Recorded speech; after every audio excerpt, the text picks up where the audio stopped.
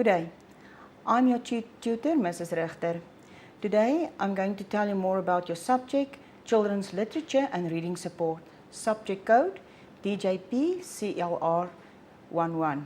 Content-based class. As I've mentioned, Children's Literature and Reading Support presented by C. Richter. First of all, I would like to welcome you all to the Literature and Reading Support. To become an excellent reading teacher, teachers need to have special skills, and to be equipped, we have to work through our course. Student teachers, you are working towards this goal of becoming excellent reading teachers and be part of shaping future Namibians. Good luck.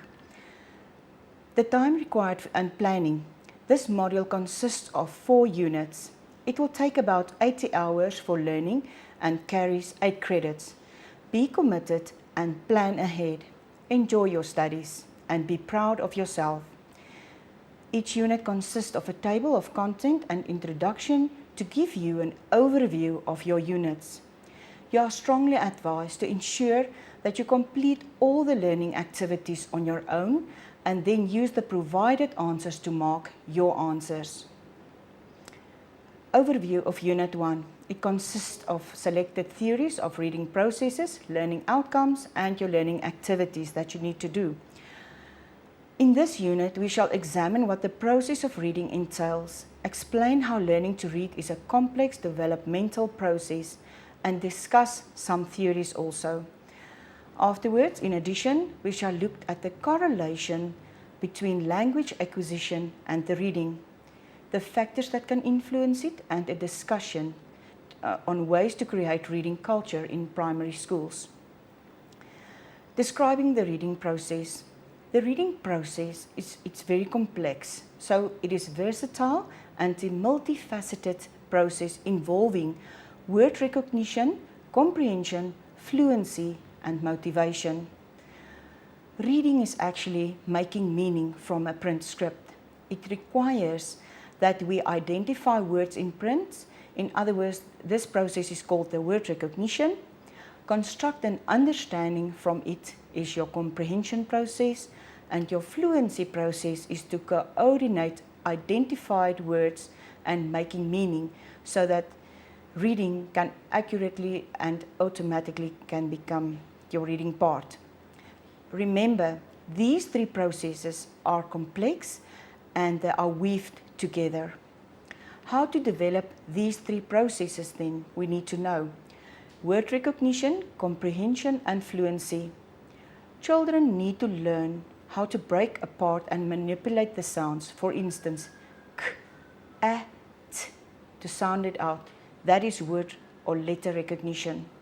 Comprehension is when you need to develop things from your child, like the background, extensive oral and print vocabularies, and you can have a lot of exercises in this comprehension because children need to read with understanding. For instance, if you want to let your child know more, they can discover by going onto the internet to read more about hippos or a topic that interests them, because a child learns more when they are interested in something. Fluency.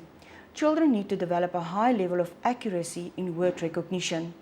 They maintain a rate of reading to facilitate the comprehension. They use phrasing and expression a lot in their oral readings, and remember, they listen to us, so we need to articulate our words precisely. They transform strategies from word recognition and comprehension into automatic skills. Please remember, this is very important. Reading must be pleasurable or fulfilling to children. Otherwise, children don't want to read.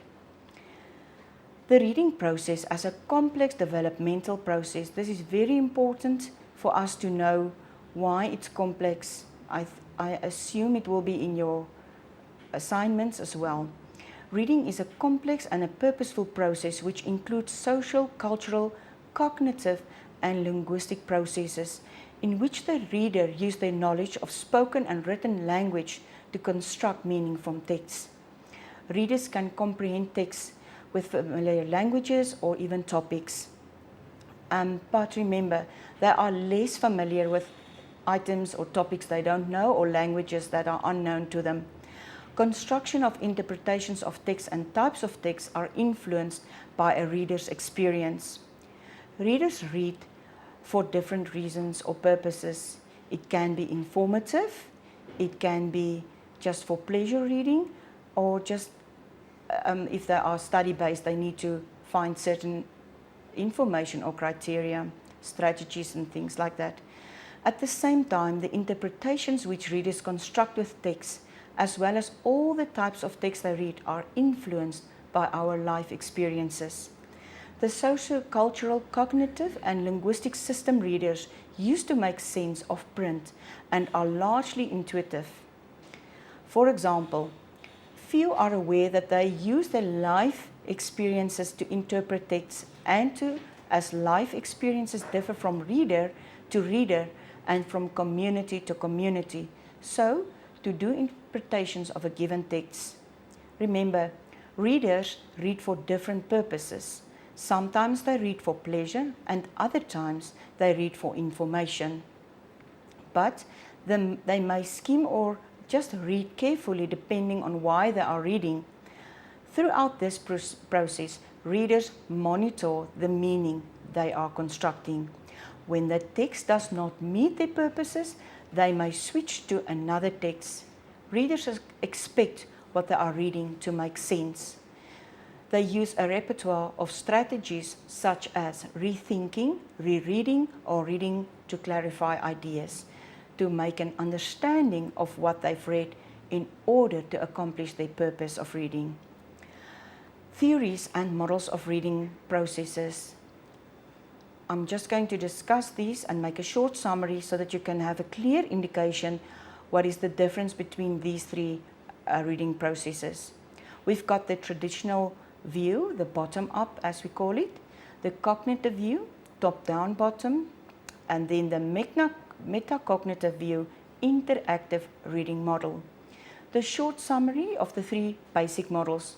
The bottom-up model emphasizes the recognition of words and considers comprehension only as information obtained solely from the text.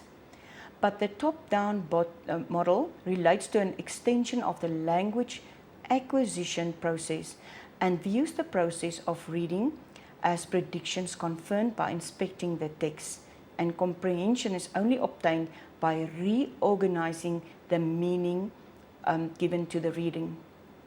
The interactive model views reading and involves actually both the bottom-up and the top-down models, and the process of reading comprehension as the interaction of the reader and the text depending on the particular situation.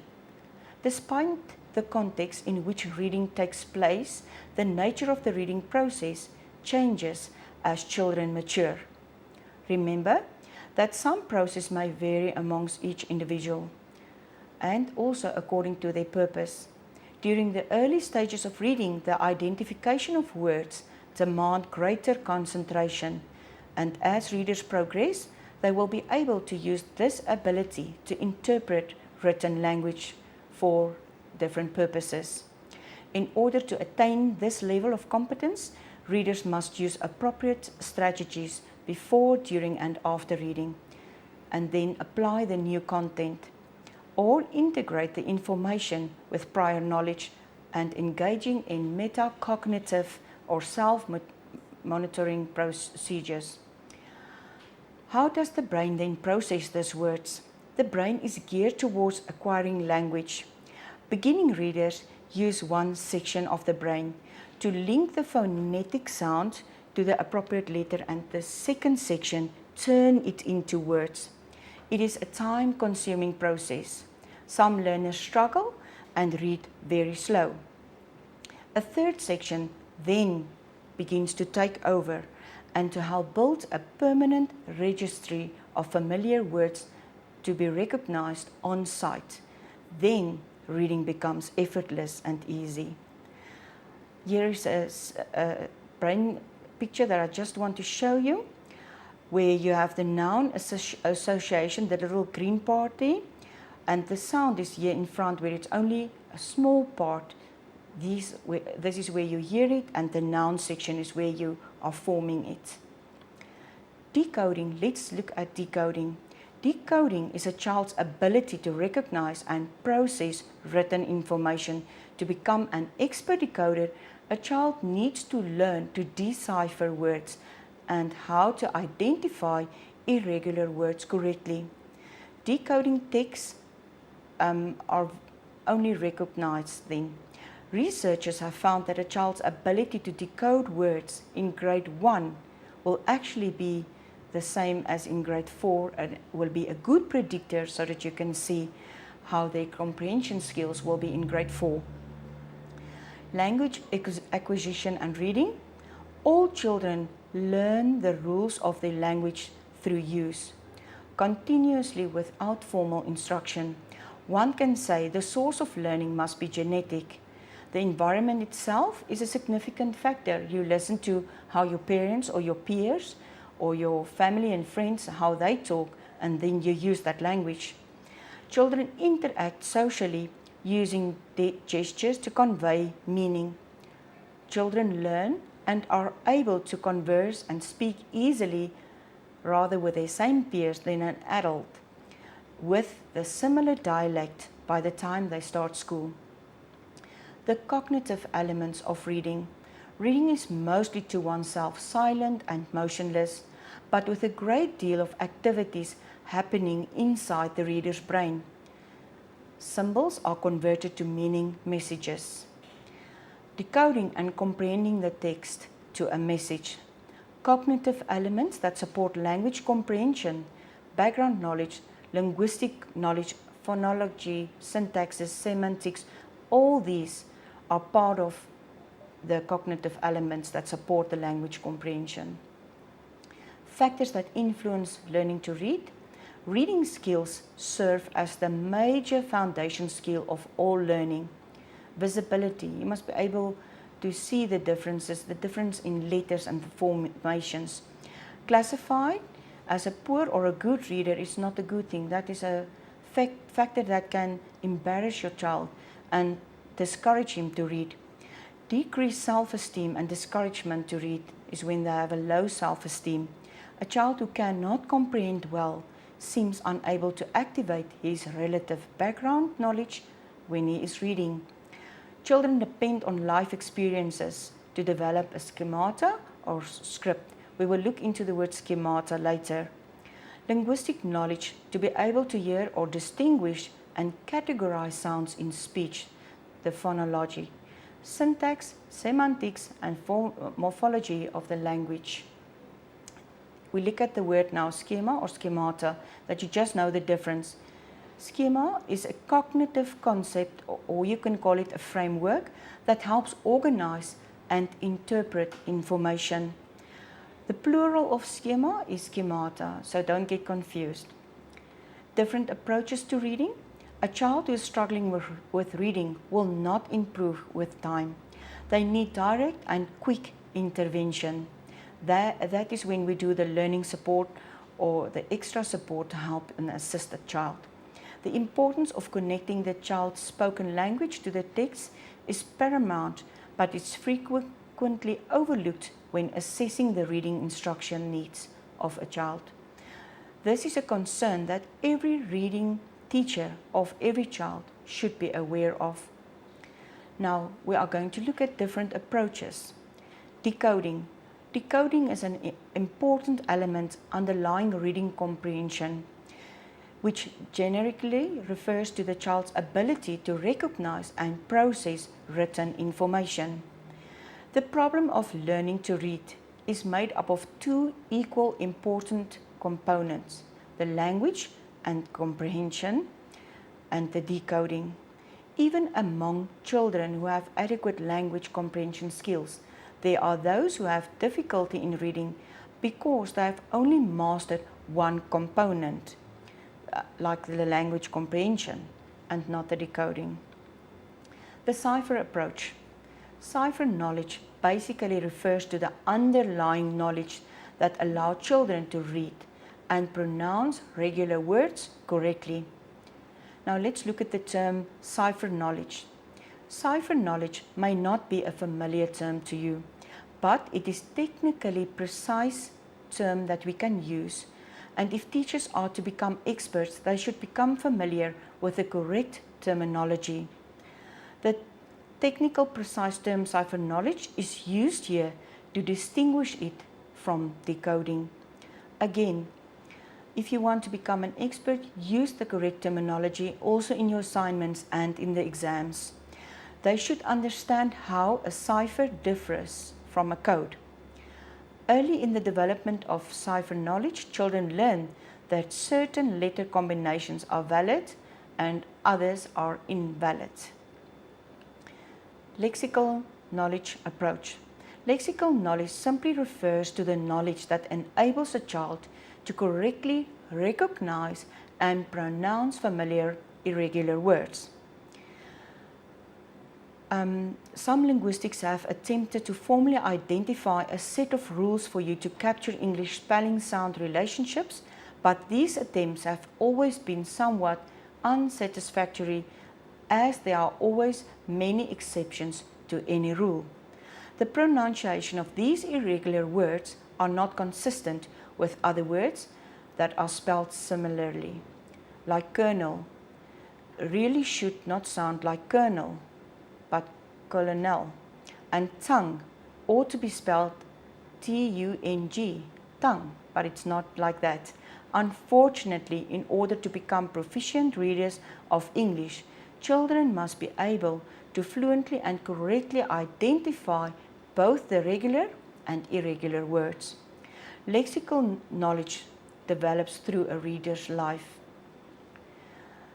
The next approach is the phoneme awareness. Spoken words are made up of sound. This is obvious to us as adults, but it's surprisingly obscure for young children who perceive spoken words as whole. Within a word, there may be other words, as in the case of compound words. There may also be multiple syllables, and of course, every spoken word is comprised of phonemes. When a child becomes generally aware of the fact that spoken words are made up of sounds, she is describing as having phonological awareness. Phonological awareness can take the form of awareness of rhyme, awareness of syllabus, awareness of the onsets of words, etc. This was just an example. Now, let me explain properly to you the phonological awareness versus phoneme awareness, that you have the difference in understanding there. Phonological awareness is different from phoneme awareness, or more precisely, phoneme awareness is a type of phonological awareness. Skills that would generally be described as phonological awareness skills include the ability to rhyme words, the ability to break down words in syllables, and the ability to break syllables into the onset. Phoneme awareness goes beyond phonological awareness by placing the emphasis on the individual phonemes within the word. Phoneme awareness skills then would include the ability to isolate a phoneme, the first, the middle, or the last part, from the rest of the word. The ability to segment words into individual phonemes, or the ability to delete a specified phoneme from a word. Phonological awareness is a step into the right direction, but phoneme awareness is what is necessary for the child to understand that the letters in written words represent the phonemes in spoken words. The alphabet principle is here what we mentioned. Understanding that the letter M stands for the M by itself is not phoneme awareness. Teachers need to ensure that the children understand that, for example, the word camel has a M sound in it, and that the M sound in the middle of camel is the same as the M sound at the end of in the word home or the beginning of moon. Phoneme awareness is essential to the process of learning to read. Explicitly teaching phoneme awareness facilitates later in reading acquisition. Some reading failure has been linked to a lack because this was not incorporated in the lessons, the phoneme awareness. Deficits in acquiring reading comprehension strategies. I'm just going to mention it quickly to you. Inadequate understanding of the words used in the text, inadequate background knowledge about the context or the text, a lack of familiarity with the language structures, a lack of knowledge about different writing conversions, a deficit in the verbal reasoning ability, and a lack of the ability to remember verbal information. If children are not provided early and consistent experience that are explicitly designed to foster these skills, reading failure will occur, no matter how well developed word recognition skills are. Feedback on Unit 1, the learning activities. The feedback I'm just going to leave that you can read it through and engage more with it. But remember, reading is a difficult multi-step task that must be actively taught and learned. Learning activity 2, the second important element underlying reading comprehension is decoding. I already explained decoding to you, so you can just, I made a short summary that you can just read there through. I'm just going to stop here at the bottom-up model, that we just go this one through, because this is very important that you understand the three bottom-up, the top-down, and the interactive reading models.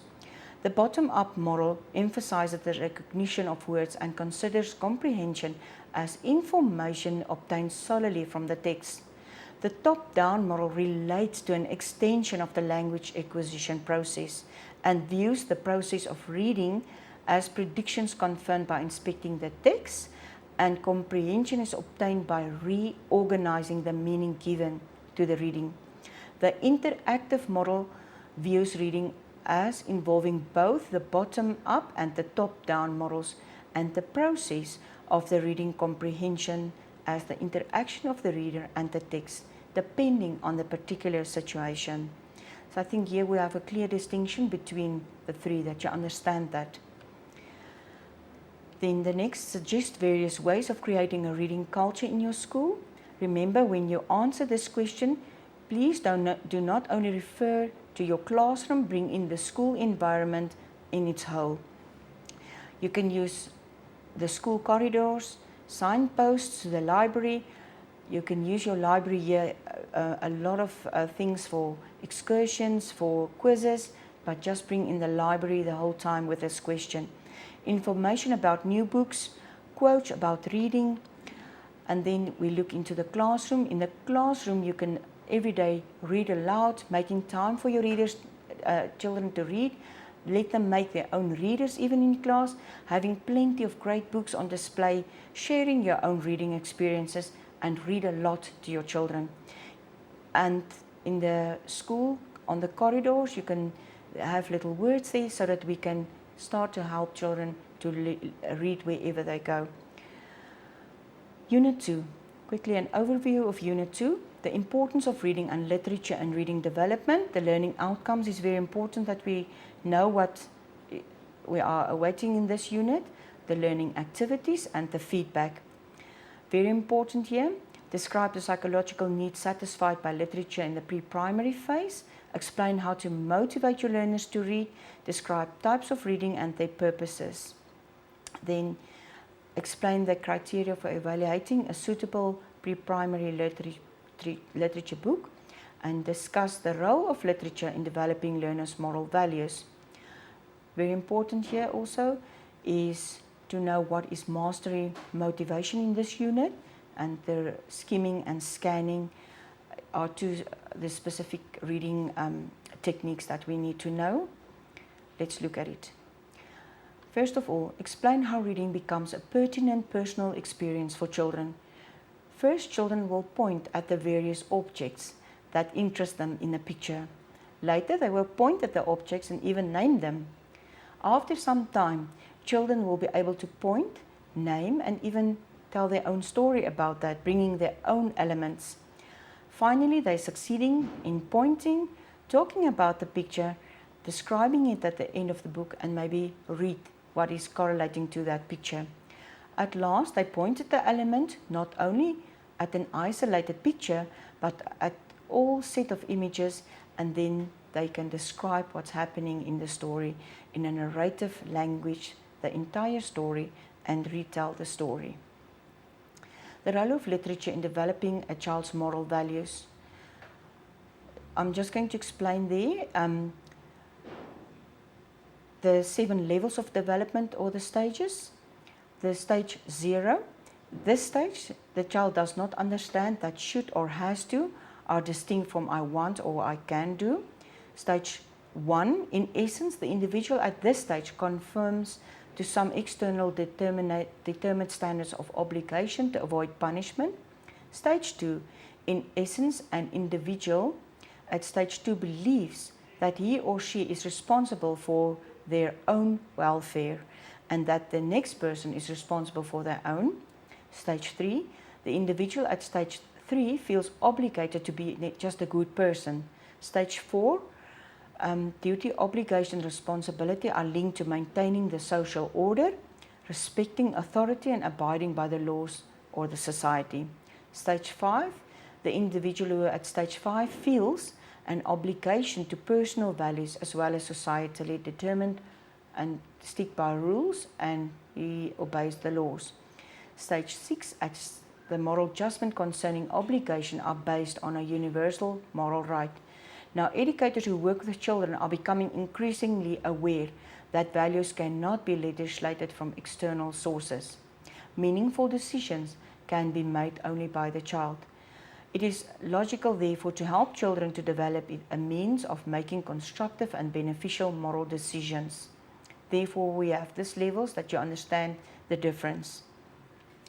Then, criteria to bear in mind when selecting suitable books for learners. Choosing a book is a matchmaking process for the child. When faced with a lot of possibilities, there are a few basics that we should consider. First of all, stories that have an intriguing plot, and is it interesting to them? Themes that would appeal specifically to you. Language that is very rich and evocative, and then is it on the child's level or age level? Readability, try reading a bit of the text aloud. Does the language flow or is it awkward and flat? Think about standards that you would apply when choosing non-fiction books for yourself, and keep in mind that children's non-fiction should meet their needs with the same high standards. Remember, a book with good illustrations will breathe life into the text. We will at the end just show you a few colorful books. The importance of children's literature to promote understanding of the self, others and the world, as well as appreciation of diverse cultures. There are 5 competencies that you need to have in mind: a positive sense of self, the ability to practice self-control, effective decision-making skills, a moral system or belief, pro-social connectedness. Teachers need to find the most efficient ways of delivering instruction in these crucial skill areas. Learning activity. Write a paragraph in which you explain the meaning of mastery motivation. Mastery motivation is a psychological force that stimulates an individual to attempt to master a task that is challenging to him or her. Learners' goals in the classroom vary from wanting to perform in order to earn a good mark to wanting to master and become experts in some new reading strategies or conceptual topics. The quest for deep understanding or conquering reading skills is mastery motivation. By emphasizing this mastery goals as a reason to read, teachers are actually contributing to both the learner's motivation and the reading comprehension. Teachers who provide concepts that are complex and persists over an extended period of time are supporting the acquisition of deep conceptual knowledge. Now, before we continue, we need to know the difference between understanding the extrinsic and intrinsic. I made a short summary that you just know the difference here. Extrinsic is just think of the outside, not part of the essential of someone or something, coming or operating from the outside. I wrote there, motivated by external factors like rewards or for someone else, not for himself. Intrinsic, belonging naturally, it's essential. Intrinsic motivation is when you are motivated by internal factors. You do it for yourself, for the fun, for the adrenaline rush, or you just believe it is good or the right thing to do. Intrinsic versus extrinsic motivation. Learners who read for the sheer enjoyment of reading are intrinsic motivated. They are not reading for the external rewards. Sometimes teachers offer something to a child that is also extrinsic, not intrinsic. When learners read a passage or a book, they usually have a reason for doing it. Likewise, when they avoid reading a text that they may be expected to read, they usually have reason for their resistance. The most prominent reasons for recreational reading is, I enjoy it. Okay, if they not enjoy it, it's not intrinsic. Types of reading and their purposes. We get intensive reading, extensive reading, skimming and scanning. Intensive reading is sometimes called the narrow reading. It may involve learners reading selection by the same author or several texts about the same topic. When this occurs, content and grammatical structures repeat themselves, and learners get many opportunities to understand the meaning of the text. What is the success of this narrow reading? Improving reading comprehension is based on the theory or undertaking, the premise, a new word that you have to remember, that the more familiar the reader is with the text, either due to the subject matter or having read other works by the same author, the more comprehension is promoted. Then there are a few benefits. I'm just going to go through a few. Extensive reading builds vocabulary. It helps the learner to understand the grammar, and it helps the learner to build reading speed and reading fluency. Skimming and scanning are the two specific speed reading techniques which enables a reader to discover a vast amount of material very rapidly. Skimming is useful in three different situations: the pre-reading, the reviewing, and the reading. Pre-reading. Skimming is more thorough than simple previewing. The reviewing. Skimming is useful for reviewing that text that has already been read. Reading. Skimming is most often used for just quickly to get all the material just basically covered, and it does not need to be a detailed attention. The steps of skimming an article. You read the title. This is the shortest possible summary of the content. You read the introduction or lead-in paragraph. Then you only read the first paragraph completely through. If there are subheadings, read each one, looking for relationships among them, and then read the first sentence of each remaining paragraph. Skimming and scanning. If you dip into the text looking for the clues, the words that answers who, what, when, the normal why and how. Look for proper nouns, unusual words, especially if it's capitalized. Enumerations, qualifying adjectives like best, worst, most, etc. And topographical cues. Is it italic? Is there something in bold or underlined or with a little asterisk, little star? Scanning rapidly covers a great deal of material in order to locate a specific fact or piece of information. Scanning is very useful for finding a specific thing like a name, a date, or just a clue, things that you need to know quickly in an article. Steps in scanning an article. Keep in mind that at all time what you have searched for, that you get that. If you hold the image of the world or idea clearly in mind, it's likely to appear more clearly than the surrounding words. Anticipate in what the information is likely to appear. Analyze the organization of the content before starting to scan. If material is familiar or fairly brief, you may be able to scan the entire article. If the material is lengthy or difficult, a preliminary skimming may be necessary to determine which part of the article you are going to scan. Let your eyes run rapidly over several lines or prints. In scanning, you must be willing to skip over large sections of text without reading or understanding them. Then, the international development of children's literature. It is important to understand the difference between multicultural, transcultural, and international children's literature. A distinction between multicultural and transcultural literature can be that multicultural children's literature helps children establish a sense of belonging. If that means, if I can put it in short, if you write a story about children, you write about the Namibian child and some stories that their grandparents has told them, you bring it into because it's their background. And self-worth in the cultural region in which they live. In other words, you are giving them something that they are familiar with and known with. Children's literature can be defined as both fiction or non-fiction. I've just made a little summary that you can read through the different books that we get. What should teachers keep in mind while selecting children's books? I'm just going to mention a few there. Is the story interesting? Has it got an exploiting element? Is it fun? Is there a conflict? Is there a reflect of variety of settings? Cultural settings, as I've mentioned now previously, is the story of their own background. They will relate to that. And then the illustrations for children in the pre-primary and primary phase must be very colorful. Unit 3.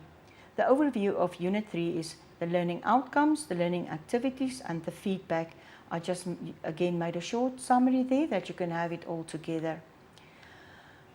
We are going to look at reading readiness, activities, and sources which can be used to prepare the pre-primary learners for the reading process. Visual processing skills, like visual perception, discrimination, and sequencing, are developmental skills. If these skills do not develop normally, children can struggle with demanding visual tasks like reading. Visual perception activities can help a child to make sense of the information that the eyes are sending to the brain.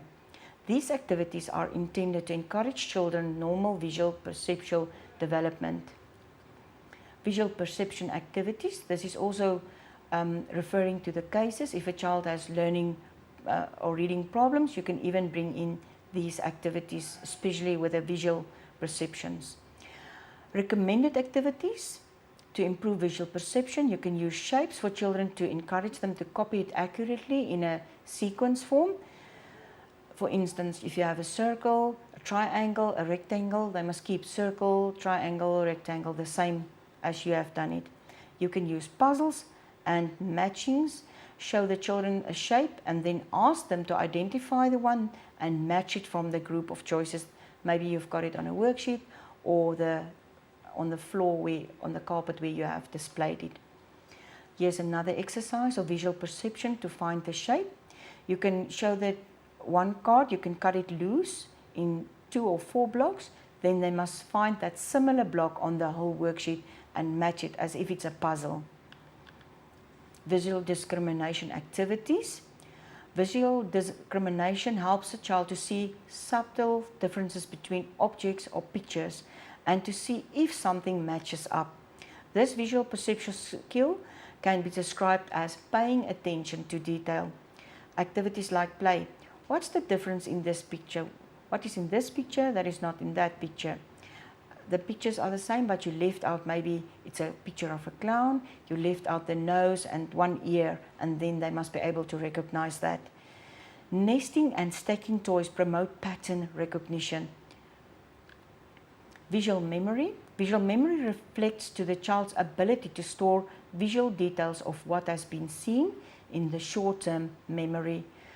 The rest I'm going to lead through for you just to read, but I made a short summary of that also. I want to come to this. This is an excellent exercise. You don't need to have a lot of things.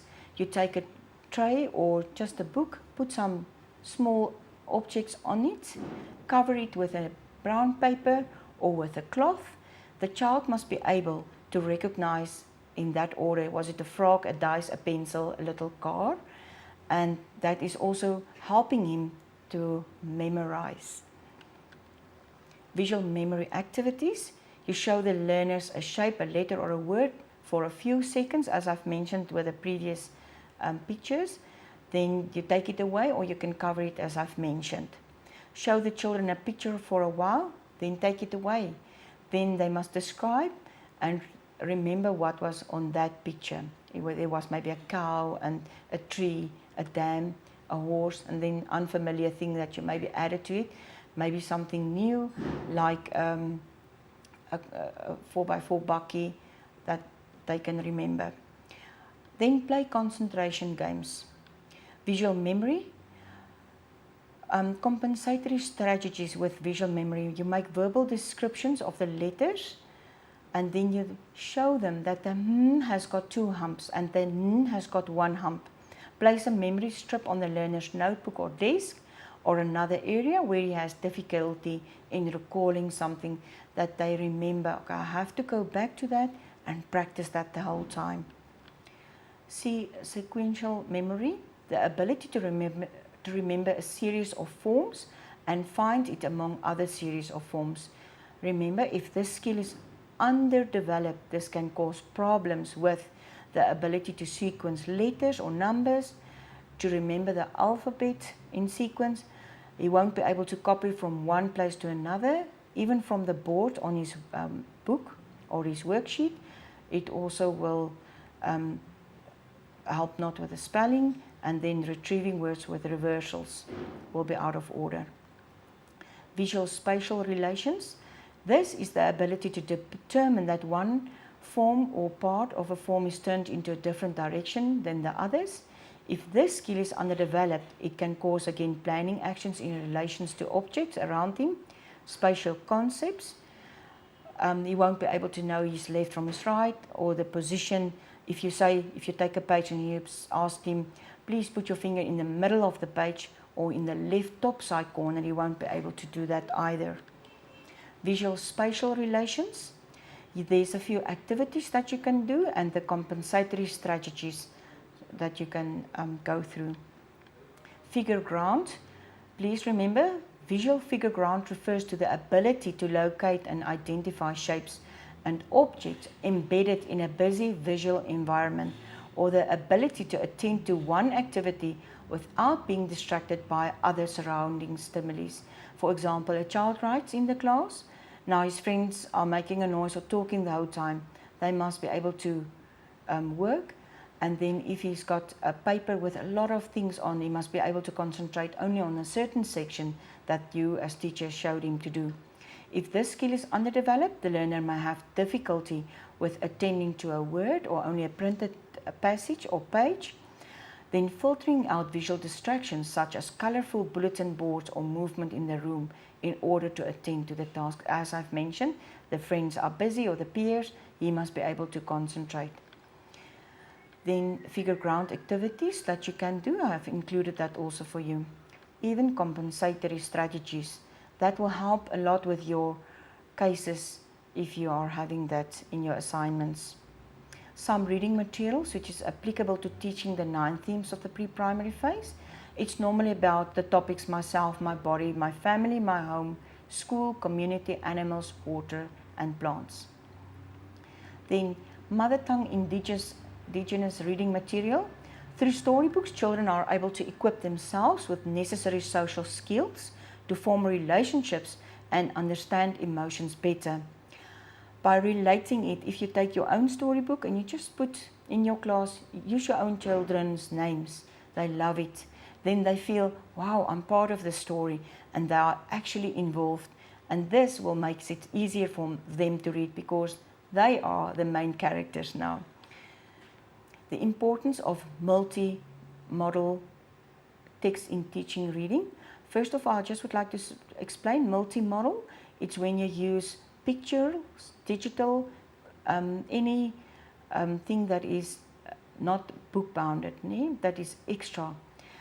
With televisions, computers, video games and cell phones, modern culture makes it difficult to escape time in front of the screen. As we all know, youngsters are just in front of the TVs nowadays. Storytelling in any format is about making meaning. Use this multimodal pictorial, the new technology, modern technology. While the essence of the story we tell may remain the same, the ways in which we can now share these stories have changed dramatically with the development of digital communication technologies. Multimodal text may be defined as multimodal when it combines two or more semiotic systems. Semiotic is the theory and study of signs and symbols, especially the language or other systems of communication. There are 5 different ones: linguistics, visual, audio, gestural, and spatial. Then examples of multimodal text: a picture book, a web page, or a live ballet performance or a drama piece. Implications of the digital divide. Institutions and teachers must create ways to bridge this digital divide, providing access and resources for the children.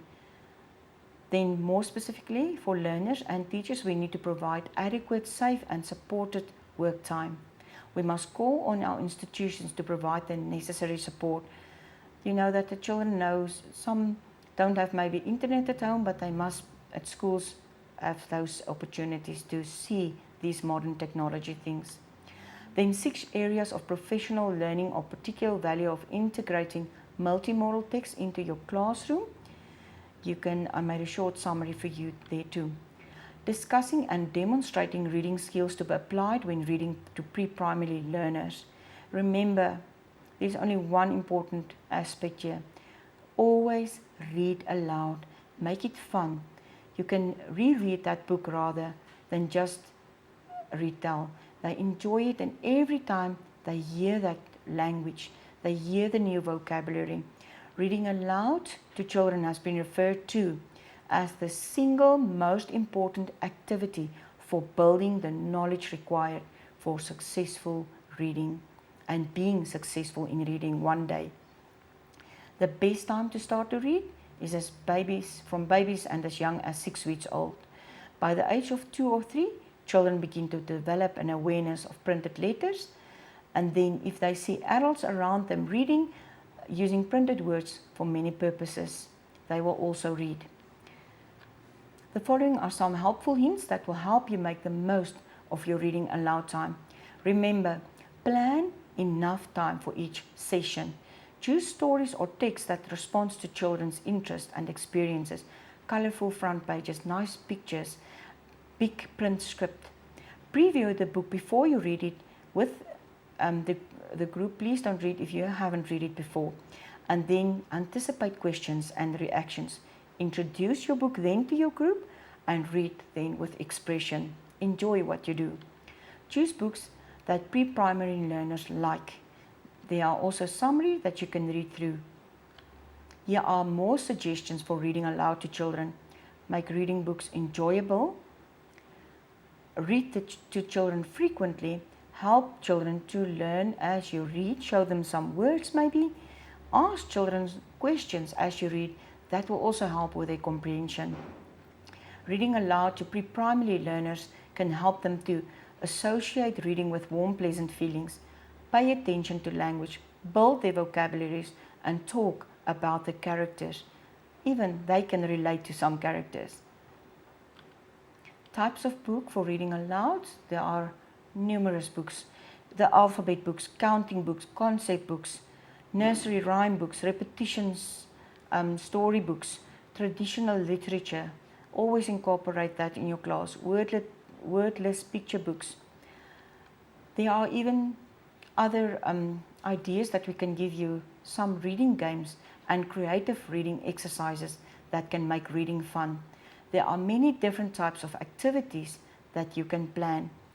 These reading activities will give them the foundation necessary to become the independent reader we want them to be. Reading lessons, plans and presentations.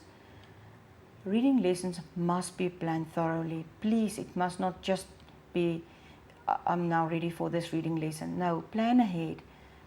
Whether a lesson plan fits a particular format or not, as relevant as whether or not it actually describes what you want and what you have determined the best means to an end. If you write a lesson plan that can be interpreted or implemented in many different ways, it is probably not a very good lesson. This leads one to conclude that the key principle in creating a lesson plan is being specific. Each part of a lesson plan should fulfill some purpose in communicating the specific content, the objective, the learning prerequisites, what will happen, the sequence of learner and teacher, activities, the material required, and the actual assessment procedure. There are strategies for improving reading comprehension, including the analysis and the synthesis. Good readers draw a background knowledge as they read, make predictions. There are a few strategies that you can read through. Then, Unit 4, the assessment for reading programs and support. The learning outcomes again, the learning activities and the learning support here. I just made you the summary again that you have all together. We are just going to look quickly to the EGRA tool, the indicators and the factors that contribute to the poor reading, and then the why we use standardized tests and what it entails, and then the critical part of effective reading instruction. Namibian guidelines for reading assessment in the junior primary phase. Assessment of reading includes assessing strengths and weaknesses, as well as meta-linguistic awareness. The Ministry of Education has undertaken the task to develop and introduce these new assessments, and we call it the early grades reading assessment, but I refer to it as the EGRA, E-G-R-A, in short, in capital letters. What is this EGRA tool? It consists of 5 subtasks: phonemic awareness, letter sound reading, non-word reading, passage reading, comprehension question. The above indicated subtasks are all interrelated in developing the required early literacy skill, which build on easy for the simple reading use tool, from simple to the more complex. Then, criteria for assessing learners' reading abilities. As you know, in your study guide, it is there. I just show you that the criteria is there that you can always refer back to if you are planning your reading lessons. 5 characteristics of effective teaching for reading difficulties. This section will focus on identifying and then exploring in a more detailed. Teach essential skills and strategies. Provide differentiated instructions based on the assessment results, and provide explicit and systematic instructions with lots of practice. Provide opportunity to apply these skills and strategies in your reading. Then don't just cover critical content, be sure learners learn it. Monitor learners' progress regularly and reteach if necessary. Your reading instruction, teaching the essential. Reading instruction should address the domains of phonemic awareness, phonics, fluency, vocabulary and comprehension, all those that we are covered in the beginning of our session. Effective reading teachers teach skills, strategies and concepts. Skills are things learners learn to do. Strategies are routines or plans of action. Concepts, learners must learn a concept or idea. Concepts is what they form now. Differentiating instruction, remember, one size doesn't fit all. Each little one is individual and we have to cater for them. Meeting the needs of diverse readers is not a small task. In a typical grade 3 classroom, there may be virtual non-readers, typical developing readers, and learners who are already on a 5th or a 6th grade. How to evaluate a reading program? You can just read. Standardized reading tests. I've made a summary for you so that you can understand that, what it is about. Then the types of learner support for reading difficulties. I've included this for your study-based cases. Supporting learners with reading difficulties. Look for parts in the word, sound it and check it. Then your feedback on learning activities. I just made again a short summary that you can see the highlights of it. feedback on your learning activities. What are the indicators of that a learner is not processing print phonetically?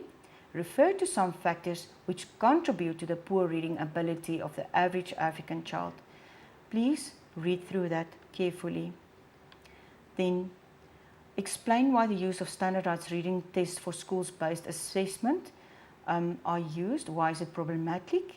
Evaluation, remember, is a continuous process. Review and analyze all. Learning activity, teaching learners how to use efficient word reading strategies. Look for parts of the words and sound it. Check it always.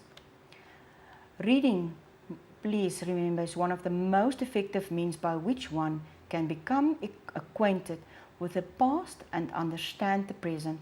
It enriches and refines a person's life. Thank you.